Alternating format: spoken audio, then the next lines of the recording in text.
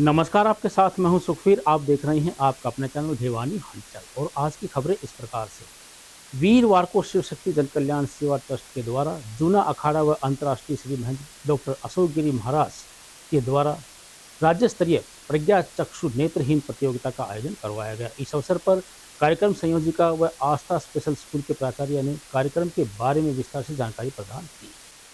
इस कार्यक्रम में राज्य भर के 7 नेत्रहीन प्रज्ञा चक्षुओं ने भाग लेकर प्रतियोगिता में अपना वर्चस्व दिखाया।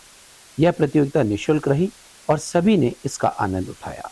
इस प्रतियोगिता में प्रथम स्थान 5100 रुपये पानीपत, द्वितीय स्थान 3100 रुपये रोहतक और तृतीय स्थान 3100 रुपये भिवानी के नाम रहा। इस कार्यक्रम का मंच संचालन आस्था स्पेशल के संस्थापक विजय शर्मा ने किया। उन्होंने बताया कि भिवानी में पहली बार इस तरह का आयोजन किया जा रहा है, जो भिवानी वासियों के लिए गर्व की बात है।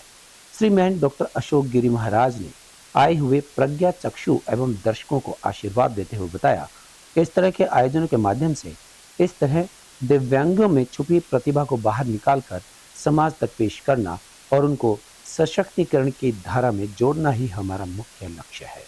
हरिओम। आज सिद्धपीठ बाबा जयगिरी आश्रम में दीपावली के पूर्व कार्यक्रम के दौरान आज दिव्यांग बच्चे हैं हमारे, उनका भोज और दीपावली उपलक्ष्य में उनको जो मिष्ठान है, जो भारतीय परंपरा है कि अद्भुत श्रेणियों की सेवा करना या नर और नारायण की सेवा जो बताई गई है, दिव्यांगों की सेवा नर सेवा और नारायण सेवा का ही स्वरूप है। उसी सेवा के कल्प के दौरान आज सिद्धपीठ बाबा जयगिरी आश्रम में बच्चों को मिष्ठान और उनका भोज और दीपावली उत्सव की जो हम भेंट कहें या गिफ्ट कहें या जो भी त्यौहार पर दीपावली उत्सव में जो भी सामग्री लगती है, वो सभी सामग्रियों का दीपावली के पावन पर्व पर छोटी काशी जगमगाएगी तिरंगी लाइटों से। यह कहना है नगर परिषद चेयरपर्सन प्रतिनिधि भवानी प्रताप सिंह का। वहीं उन्होंने भिवानी के साफ सफाई के बारे में विस्तार से जानकारी देकर बताया कि नगर परिषद प्रशासन द्वारा त्योहार के अवसर पर फुटपाथ पर सामान बेचने वाले दुकानदारों को बड़ी राहत प्रदान की है। दीपावली के इस अवसर पर हमारे नगर के अंदर बहुत से ऐसे छोटे छोटे दुकानदार हैं जो फुटपाथ पर लगा करके, रेडियां लगा करके दीप और पूजा की सामग्री बेचने का कार्य करते हैं। ऐसे हमारे छोटे दुकानदारों को हम छोटा सा एक उपहार दीपावली का अवसर देना चाहते हैं कि जो तय बाजारी नगर परिषद सदा करती आई है, हम इस तय बाजारी को चाहते हैं कि इस वर्ष उनसे न वसूल की जाए और ऐसी तय बाजारी का न वसूल करने का जो निर्णय ले रहे हैं हम सभी, हमारा नगर परिषद के द्वारा, मैं मानता हूं कि बड़ा ही अच्छा निर्णय रहेगा और इससे कम से कम 500 से 600 ऐसे परिवार हैं जो दीपावली के समय दीपक हैं, पूजा की सामग्री हैं, ऐसे मिट्टी से बने हुए जो पूजा में काम आने वाली चीजें हैं, उनको बेच करके, फूल पत्तियां बेच करके अपना निर्वहन भी करते हैं और उनको तय बाजारी से हम दूर रखना चाहते हैं। अपने मन को स्वच्छ बनाकर आत्मदीप को करे जागृत और मनाए दीपावली का त्यौहार। यह कहना है प्रजापिता ब्रह्मा कुमारी ईश्वरीय विश्वविद्यालय दिव्य भवन रुद्रा कॉलोनी की इंचार्ज बीके रजनी बहन का। उन्होंने भिवानी वासियों से केवल मिट्टी के दीपक जलाने की अपील करते हुए दीपावली की शुभकामनाएं दी। यह त्योहार संदेश देता है कि घर की सफाई के साथ साथ मन की भी सफाई करें, कोने कोने को बहुत अच्छी तरीके से चेक करें। कहीं ईर्ष्या, द्वेष, घृणा, नफरत रूपी गंदगी के जाले हमारे शरीर रूपी मंदिर को मैला तो नहीं कर रहे हैं। परमात्मा से सद्गुणों का बल लेकर ही लक्ष्मी का आह्वान किया जा सकता है। इसीलिए यह त्योहार इशारा देता है कि जब तक स्वच्छता नहीं होगी तब तक लक्ष्मी भी नहीं आएगी। आइए मन को स्वच्छ बनाएं, आत्मा का दीप जलाएं और घर घर में लक्ष्मी का वास करें। यह त्योहार इस ओर भी इशारा देता है, एक दीपक अनेक दीपों को जला सकता है, तो क्यों ना हम स्वयं को परिवर्तन कर दें, जग अपने आप सुंदर हो जाएगा। वहीं इस अवसर पर मुख्य अतिथि श्याम सुंदर शर्मा समाज सेवक ने कहा कि प्रेम का दिया जलाएं, एक दूसरे को शुभकामना का गिफ्ट दें और अच्छा सोचें, अच्छा करें। यह तभी संभव है जब मनुष्य अध्यात्म से जुड़े। इस अवसर पर मधुबन माउंट आबू से पधारे भ्राता राजयोगी भगवान भाई जी ने दीपावली के आध्यात्मिक रहस्य को बताया और कहा कि ब्रह्म कुमारी संस्था की शुरुआत भी दीपावली के पावन पर्व पर हुई। बीके भगवान भाई जी ने ब्रह्म कुमारी संस्था को रूहानी हॉस्पिटल की संज्ञा देते हुए कहा कि कैसे यहाँ पर जीवन को निरोग, स्वस्थ और खुशहाल बनाया जाता है। और हमारे भारत के जितने भी त्योहार हैं उन त्योहारों के पीछे बहुत ही आध्यात्मिक रहस्य है। त्योहार हमें जीवन में कैसे खुशहाल बनाना है, अपनी संस्कृति सिखाता है। तो वास्तव में दिवाली का आध्यात्मिक रहस्य है। दिवाली में हम घर घर में दीपक जलाते हैं, सफाई करते हैं, कहते हैं लक्ष्मी घर में आएगी। वास्तव में सफाई हम तो स्थूल में करते हैं, बहुत अच्छी चीज है, लेकिन इसके साथ साथ अगर मन की सफाई की जाए, मन के अंदर जो ईर्ष्या, घृणा, नफरत, वैर, विरोध, नशा, व्यसन, ये जो बुराई है, अगर इन बुराई के हम अधीन है तो हम जीवन में सुख और शांति का अनुभव नहीं कर पाएंगे। इसलिए इस दिवाली में अगर हम अपने आप को पॉजिटिव बनाएंगे, क्योंकि वर्तमान समय आज हर इंसान के अंदर निगेटिविटी बढ़ती जा रही और निगेटिव के कारण कई प्रकार की बीमारियां बढ़ती जा रही, आपस में संबंधों में बिगड़ाव होता जा रहा है और निगेटिव के कारण काफी सारे संबंध बिगड़ते जा रहे हैं। इसीलिए इस वर्ष में अगर हम पॉजिटिव बनेंगे, सकारात्मक बनेंगे, तो ये दिवाली, ये वर्ष हमारे लिए, इसीलिए कहते भी है हैप्पी दिवाली। हैप्पी दिवाली तब होगी, केवल कहने से हैप्पी नहीं, लेकिन हमारे सोच भी सदा सकारात्मक चाहिए, विचार सदा सकारात्मक चाहिए, और इसके लिए हम सदा सकारात्मक बनने के लिए आध्यात्मिकता की आवश्यकता है। दिवाली पर जो सबसे पहले हमारा उद्देश्य होता है वो होता है स्वच्छता। तो हम घर को तो स्वच्छ करते हैं, लेकिन आध्यात्मिक रूप से स्वच्छता माना हम 3 चीजों का अगर परमत, परचिंतन और परदर्शन, इन 3 बुराइयों को हटा करके, या कहें इस 3 प्रकार के जो जाले हैं इसको हटा दें और हम एक बड़ी सुंदर बर्तन खरीद के लाएं, वो है परोपकार। यानी दूसरों का भला करें, दूसरों के लिए अच्छा सोचें। जितना हम अच्छा खुद दूसरों का सोचेंगे, हमारा खुद का भी अच्छा होता जाएगा। इसलिए तभी एक दिया जलता है, फिर 7 दिए जलते हैं, फिर अनेक दिए जलते हैं। तो इसलिए पहला दिया यानी धनतेरस, अर्थात हम एक नया बर्तन लाते हैं और वो नया बर्तन है परोपकार। बस यही जीवन का लक्ष्य होना चाहिए कि भला करेंगे। मैं परमपिता परमात्मा का धन्यवाद करता हूँ, गोयल भाई साहब का धन्यवाद करता हूँ, रजनी दीदी जी का धन्यवाद करता हूँ, भगवान भाई जो माउंट आबू से आए उनका भी तहे दिल से धन्यवाद करता हूँ। हमें यहाँ पर आने का सौभाग्य प्राप्त हुआ और उन्होंने हमारे को मान सम्मान दिया। मैं सर्व समाज सेना के भाई श्री श्याम सुंदर जी की तरफ से उनके बड़े भाई के रूप में लक्ष्मीकांत के नाम से मैं यहाँ पर आया हूँ और मुझे बहुत बड़ा सम्मान मिला है, बहुत अच्छा लगा है यहाँ पर आकर के। तो सभी से मैं ये कहूँगा कि आप लोग जो है यहाँ इस संस्था से जुड़ करके और हम सब से जुड़ करके इसका जो है। वीरवार को ओबीसी मोर्चा के सदस्यों द्वारा चुनाव में राजनीतिक पार्टियों के द्वारा गड़बड़ी की शंका को लेकर एक बैठक का आयोजन किया गया। इस अवसर पर उन्होंने विभिन्न राज्यों में सत्ता पर आसीन पार्टियों पर ईवीएम मशीनों में गड़बड़ी के आरोप लगाए और बैलेट पेपर से ही चुनाव कराने की अपील। ओबीसी मोर्चा के सदस्यों ने अपनी एक बैठक करके बताया कि 26 नवंबर को चुनाव आयुक्त का घेराव किया जाएगा। ओबीसी मोर्चा के सदस्यों का आरोप है कि ईवीएम मशीन में घोटाले करके बड़ी पार्टियों कांग्रेस और बीजेपी सत्ता में बनी रहती हैं और यह पार्टियां लोकतंत्र की हत्या करने का काम करती हैं। ओबीसी मोर्चा शुरू से ही चुनाव को लेकर प्रदर्शन करता रहा है और इसका बहिष्कार करता है। उन्होंने कहा कि भविष्य में बैलेट पेपर से ही चुनाव करवाए जाएंगे। आज हमारा ये 26 नवंबर का प्रोग्राम है चुनाव आयुक्त का घेराव करना, क्योंकि ईवीएम मशीन से जो भी 4 बार मतलब 2 बार कांग्रेस और 2 बार बीजेपी ये ईवीएम में घपले करके ये सरकार बनी है और ये लोकतंत्र की हत्या का काम कर रहे हैं।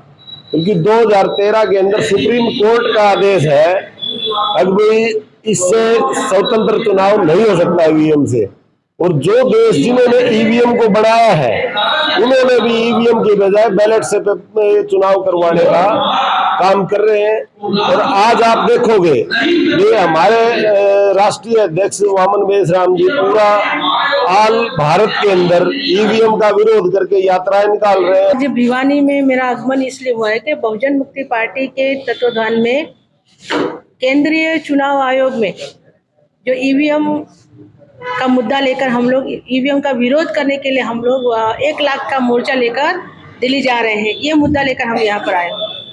किस प्रकार की लोगों में किस प्रकार आप जागरूकता ला रहे हैं, क्या कमियां लगती हैं? कमियां तो कोई नहीं लग रही है, लेकिन हमारी इतना ही है कि हमारे लोगों तक जाने की जरूरत है। हमारी बस इतनी ही कमी है कि हमारे जो लोग हैं वो हमारे जो जिनको जागरूक करना है वहाँ तक देर कर रहे हैं, इसीलिए हम लोग पहुँच नहीं पा रहे हैं और समय ज़्यादा लग रहा है।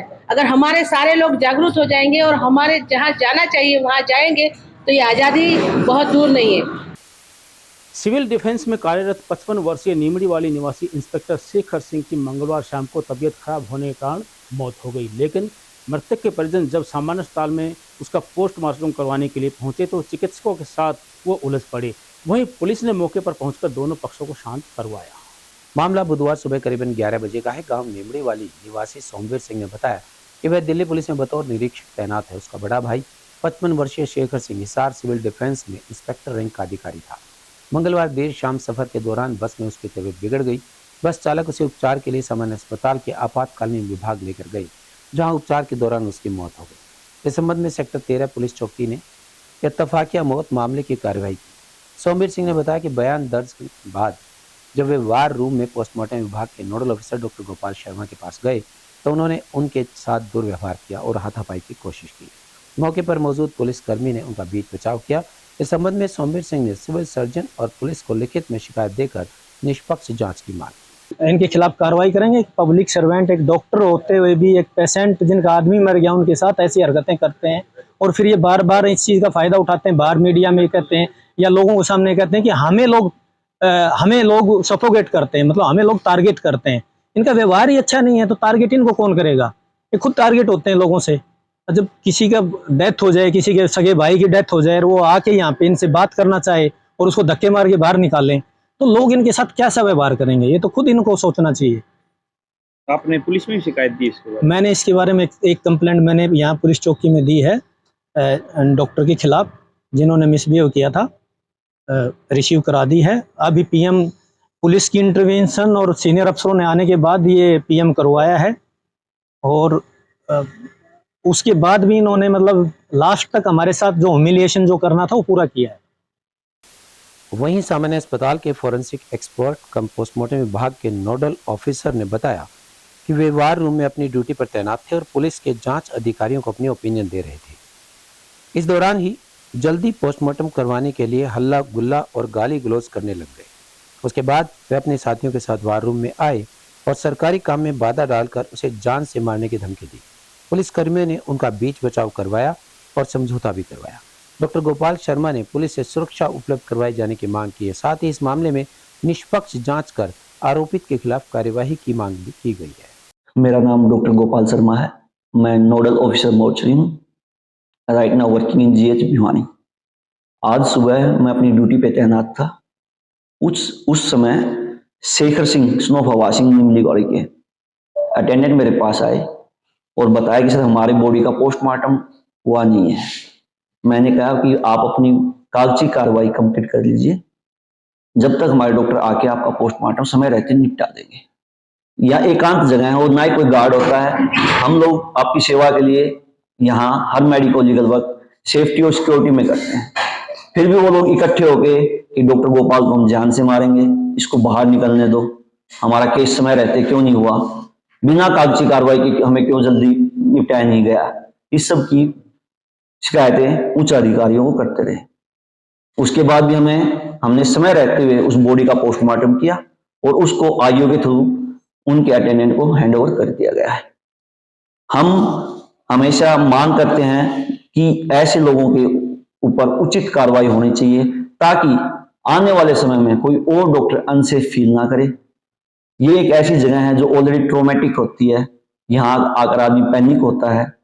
हम उसकी भावनाओं को समझते हैं और हमेशा उसकी कदर भी करते हैं, पर इसका मतलब ये नहीं कि हमें एक अनसेफ माहौल दिया जाएगा। हमारे को ये डॉक्टर गोपाल शर्मा हैं, इनकी तरफ से 112 पे कॉल की गई थी कि कुछ अटेंडेंट हैं जो पोस्टमार्टम के लिए आए हुए थे, उन्होंने उनके साथ मिसबिहेव किया है। तो उस इंफॉर्मेशन पे मैं यहाँ आया था। तो यहाँ पे आके पता चला कि दोनों ही तरफ से एक दूसरे पे आरोप लगा रहे हैं कि उसने हमारे साथ मिसबिहेव किया। और जो अटेंडेंट थे जो निमली गांव के हैं, उनकी जो एक्सपायर हुआ था, तो उसके परिवार वाले यूँ कहते थे डॉक्टर ने हमारे साथ मिसबिहेव किया। डॉक्टर का कहना ये था कि उनके परिवार वालों ने हमारे साथ मिसबिहेव किया। दोनों तरफ से कंप्लेंटें आई हुई हैं, जांच का विषय है, जांच करके जो भी कार्रवाई बनती होगी वो करते। बिहार के मुख्यमंत्री नीतीश कुमार के द्वारा विधानसभा में महिलाओं पर दिए गए विवादित बयान के विरोध में भाजपा महिला मोर्चा पदाधिकारियों द्वारा स्थानीय हुड्डा पार्क के सामने रोष प्रदर्शन करते हुए उनका पुतला फूंका गया। वहीं महिला मोर्चा की जिला अध्यक्ष प्रिया असीजा ने उनके द्वारा महिलाओं के प्रति अमर्यादित भाषा का प्रयोग ओछी मानसिकता बताया। इस मौके पर मुख्य रूप से भाजपा महिला मोर्चा की प्रदेश अध्यक्ष सुनीता दांगी भी पहुंची। इस दौरान सभी प्रदर्शनकारी महिलाओं ने बिहार के मुख्यमंत्री नीतीश कुमार से अपने पद से इस्तीफा दिए जाने की मांग की। प्रदर्शनकारियों को संबोधित करते हुए भाजपा महिला मोर्चा की प्रदेश अध्यक्ष सुनीता दांगी ने कहा कि बिहार के मुख्यमंत्री नीतीश कुमार ने बिहार विधानसभा के दौरान शिक्षा की भूमिका व जनसंख्या नियंत्रण में महिलाओं की भूमिका पर आपत्तिजनक भाषा का प्रयोग किया था, जो कि न केवल आपत्तिजनक था बल्कि बेहद शर्मनाक भी था। उन्होंने कहा कि मुख्यमंत्री जैसे उच्च पद पर बैठे एक नेता को इस तरह की भाषा शोभा नहीं देती, जिसके चलते देश भर की महिलाओं में रोष व्याप्त है। वहीं इस मौके पर भाजपा महिला मोर्चा जिला अध्यक्ष प्रिया असीजा ने कहा कि समाज में नारी का स्थान उच्च होता है, लेकिन इसके बावजूद भी बिहार के मुख्यमंत्री ने महिलाओं के प्रति इतनी अमर्यादित भाषा का प्रयोग कर अपनी ओछी मानसिकता सामने लाने का काम किया है। बिहार के मुख्यमंत्री को इस बेहद आपत्तिजनक टिप्पणी के लिए देश भर की महिलाओं से माफी मांगनी चाहिए। ने महिलाओं के बारे में जो अभद्र टिप्पणी की है, जो अशोभनीय शब्द बोले हैं, उसके लिए मैं घोर निंदा करती हूँ और मैं समस्त मातृशक्ति की तरफ से कहना चाहती हूँ कि भारत की सभी माँ बहनों से माफ़ी मांगे और अपने इस पद से इस्तीफा दें। मैम, क्या कहेंगी आप इस प्रकार की भाषा जब उन्होंने विधानसभा में कही है, हालांकि कोर्ट ने संज्ञान भी लिया है, कोर्ट ने उसको प्रताड़ित। मैं कहना चाहूँगी कि इस तरह की भाषा हमारे ये संस्कारों में नहीं है, ऐसी हमारी संस्कृति नहीं है कि हम इस तरह की भाषा कहीं पर बोलने का और इस तरह की भाषा को यूज हम लोग करें। मैं यही कहना चाहूँगी कि उनको संस्कार हम महिलाएं सिखाने का काम करेंगे अगर इस तरह की भाषा वो यूज करते हैं तो। देखिए, बिहार के जो मुख्यमंत्री हैं नीतीश कुमार जी, उन्होंने जो विधानसभा में जो महिलाओं को लेकर अभद्र शब्दों का प्रयोग किया है, उसकी हम समस्त जो महिला मोर्चा है वो निंदा करती है। और आज हमारी महिला मोर्चा की जो प्रदेश अध्यक्ष सुनीता दांगी जी के नेतृत्व में हमने आज भिवानी में उनका पुतला फूका है। मैं तो ये कहूँगी, इस्तीफा उनको तुरंत प्रभाव से देना चाहिए। हमारी वेट नहीं करनी चाहिए कि हम इस्तीफा मांगे और इस्तीफा दें। ये वो INDI गठबंधन के चेहरे हैं जो आगामी चुनाव में सत्ता लाने की बात करते हैं। ये जो लोग महिलाओं की सुरक्षा नहीं कर सकते, महिलाओं की रिस्पेक्ट नहीं कर सकते, वो क्या सत्ता लाएंगे और क्या उनकी सत्ता में हमारी महिलाएं सुरक्षित रहेंगी? उन्होंने माफी मांगने की बात कर रहे हैं। देखिए, माफी मांगने की बात नहीं कर रहे, माफी उन्होंने बेशक मांग ली होगी। कोर्ट जो है, हमारा कानून है, वो अच्छी कार्रवाई करेगा, हमें पूरी उम्मीद है। लेकिन मैं तो उनके इस्तीफे की मांग कर रही हूँ। हम जो समस्त महिला मोर्चा है, उनके इस्तीफे की तुरंत प्रभाव से मांग कर रहे हैं। गांव मढ़ाना से लोहारू जाटू आ रहे बाइक सवार दो दोस्त उस समय सड़क हादसे का शिकार हो गए जब एक अज्ञात वाहन ने बाइक को टक्कर मार दी। हादसे में बाइक सवार आकाश की मौत हो गई जबकि लक्ष्मण गंभीर रूप से घायल हो गया। वहीं पुलिस ने परिजनों के बयान पर अज्ञात वाहन के खिलाफ मुकदमा दर्ज करके अपनी जांच आरंभ कर दी है। मामला बुधवार रात करीब 8 बजे का है। सदर पुलिस थाना को शिकायत में नेपाल के गांव पाल्या निवासी 18 वर्षीय लक्ष्मण ने बताया कि बुधवार रात करीबन 8 बजे वह अपने दोस्त के साथ जाटू लुहारी निवासी 19 वर्षीय आकाश के साथ मंडाना से घर वापस जा रहा था। जब वे गांव जाटू लुहारी के नजदीक पहुंचे तो सामने से आ रही तेज रफ्तार गाड़ी ने उनकी बाइक को टक्कर मार दी। हादसे में उनकी बाइक सड़क किनारे बनी कुएं से जा टकराई। गंभीर हालत में दोनों को उपचार के लिए सामान्य अस्पताल लाया गया, जहां चिकित्सकों ने आकाश को मृत घोषित कर दिया, जबकि लक्ष्मण का शहर के एक निजी अस्पताल में उपचार चल रहा है। कल रात को भाई और उसका दोस्त दोनों बाइक से आ रहे थे, तो सामने से एक गाड़ी आ रही थी। वो बड़ी लापरवाही से गाड़ी चला रहा था और वो साइड मार के चला गया, जिस वजह से बाइक से दोनों गिर गए और भाई की ऑन द स्पॉट डेथ हो गई। जो दूसरा बंदा बैठा था उसको भी काफ़ी चोट आई है, वो हॉस्पिटल में एडमिट है। क्या मांग करते हैं?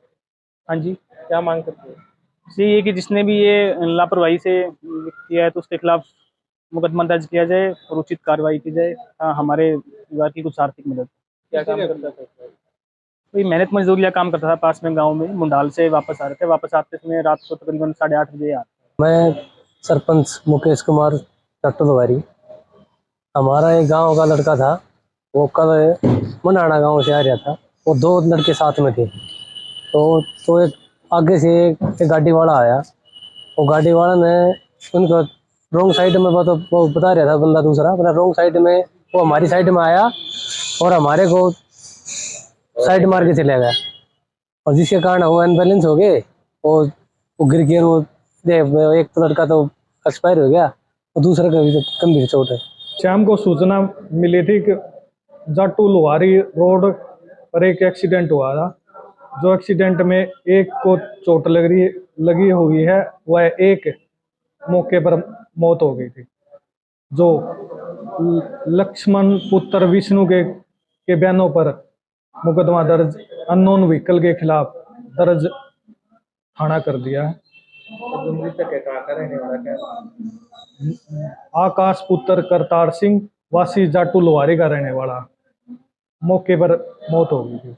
बीते दिनों विभिन्न देशों में आए भूकंप के कारण मारे गए लोगों की आत्मिक शांति के लिए अखंड भारत माता मंदिर में किए जा रहे 5 दिवसीय यज्ञ के अंतिम दिन वैष्णव समाज के अध्यक्ष दयानंद शर्मा ने पहुंचकर पूर्ण आहुति डाली। इस अवसर पर आचार्य धर्मेंद्र अंगीरा ने बताया कि माता बगलामुखी अपनी छड़ी से भक्तों के सब दुखों को नष्ट कर देती है। इस अवसर पर यज्ञ आचार्य धर्मेंद्र अंगीरा ने बताया कि माँ बगलामुखी महाविद्याओं के अवतार रूपी देवी है। देवी बगलामुखी भक्तों की गलत फहमियों और भक्तों के शत्रुओं को अपनी छड़ियों से नष्ट कर देती है। उन्होंने बताया कि माँ बगलामुखी को आमतौर पर पीताम्बरी के नाम से जाना जाता है। वह भक्त को परम ज्ञान प्रदान कर सकती है। माँ बगलामुखी का पीले रंग से गहरा संबंध है। वह पीले वस्त्र आभूषण पहनती है। पीला रंग उनके पूजा अनुष्ठानों का एक अभिन्न अंग है। बगलामुखी को पीले कपड़े पहने पीले कपड़े पर बैठे भक्त पीले प्रसाद से प्रसन्न करते हैं। उनके नाम या मंत्र के जप में पीली हल्दी मनके की माला का उपयोग किया जाता है। पीला रंग सूर्य, सोना, पृथ्वी, अनाज और अग्नि से जुड़ा है, जो शुभता, प्रचुरता और पवित्रता का प्रतीक है। अंगीरा ने बताया कि बगलामुखी माता को लेकर मान्यता है कि सभी प्रकार के संकट और शत्रुओं से बचाने वाली माँ बगलामुखी के सिर्फ दर्शन मात्र से ही भक्तों की सारी समस्याएं दूर हो जाती हैं। उन्होंने आचार्य माई जी महाराज के दिशा निर्देश और आशीर्वाद से 5 दिवसीय यज्ञ के माध्यम से माँ बगलामुखी से प्राकृतिक आपदा में मारे गए लोगों की आत्मिक शांति के लिए प्रार्थना की है। महाकुंड यज्ञ हमने शुरू किया था माँ बगलामुखी, माँ कामाख्या की। हमने माँ से प्रार्थना की कि थोड़े दिन पहले है ना एक भूकंप का ऐसा झटका आया, परमात्मा ने ऐसा किया कि बहुत लोगों की जान माल का नुकसान हुआ। हमने माँ से प्रार्थना की कि माँ गलतियाँ तो इंसान से होती हैं, लेकिन वो माँ क्षमा कर देती है। तो आप इसको, ये जो भूकंप के झटके ऐसे होनियों से उनको निजात दिला करके ऐसा कोई कार्य ना करे। तो मैं तो समाज से यही कहूँगा कि यज्ञ ज़्यादा से ज़्यादा करना चाहिए। और यज्ञ का महत्व ऋषि मुनियों के पास, जो विद्वान हैं उनके पास बैठ करके लोगों ने लेना चाहिए। यज्ञ से ही ये जो प्रगति के साथ छेड़छाड़ चल रही है, प्रगति से विपरीत होकर के इंसान जो काम कर रहा है, हमने ये यज्ञ इसलिए किया कि इंसान जो है प्रगति से विपरीत कोई भी कार्य ना करे। अगर प्रगति से विपरीत कोई कार्य होता है तब ऐसे भूकंप जैसे झटके आते हैं। परमात्मा अपने आप को कपाते थे, पृथ्वी भी, धरती माता भी, वो भी अपने आप को उस को सहन नहीं कर पाती और उससे भूकंप के झटके आते हैं, जिससे कि लोगों को जान माल का नुकसान होता है। तो आज हमने 5वां दिन था, पूर्ण आहुति की है, माँ से आराधना की है कि माँ के उन लोगों को जो प्रगति से परे होकर के प्रगति से विपरीत जो काम कर रहे हैं उनको सद्बुद्धि देने का काम करे और ऐसे कार्य वो ना करे जिससे कि लोगों का जनहित में बस मैं माँ से कि इंसान है उनको ज्ञान दे। बुधवार शाम को जीबीटीएल परिसर स्थित राजश्री कॉलोनी में चेतना लेडीज क्लब के द्वारा दीपावली मिलन समारोह का आयोजन किया गया। इस अवसर पर महिलाओं व बच्चों के द्वारा अनेक खाद्य व्यंजनों के स्टॉल्स लगाते हुए अनेक खेलों का आयोजन किया गया। स्थानीय बीटीएम रोड स्थित राजश्री कॉलोनी में जीबीटीएल परिसर में हर वर्ष की तरह इस बार भी दीपावली मेले का आयोजन किया गया। इस मेले में अनेक तरह के स्टॉल्स लगाए गए, जहां अनेक खाद्य पदार्थ और बच्चों के लिए खेलों के स्टॉल्स भी लगाई गई, जिनका बच्चों ने काफी लुत्फ लिया। गौरतलब है कि प्रतिवर्ष लगाए जाने वाले इस मेले में अनेकों शहर निवासी पहुंचते हैं और दीपावली मिलन का कार्यक्रम भी यहाँ किया जाता है। हम लोग करीब 20 साल से ज़्यादा भी ये दीपावली मेला जीबीटीएल की तरफ से करते आ रहे हैं और इस साल उसी कड़ी में है और इस साल भी वैसे ही धूमधाम से हम लोग दीपावली मेला मना रहे हैं। बात है कि जीबीटीएल हर साल ये दिवाली मेला मिलन कराता है। इसकी वजह से कि सारी आदमी, छोटा हो बड़ा हो, सब लोग एक साथ मिलने के लिए, एक दीवार बनाने के लिए बढ़िया मौका मिल जाता है।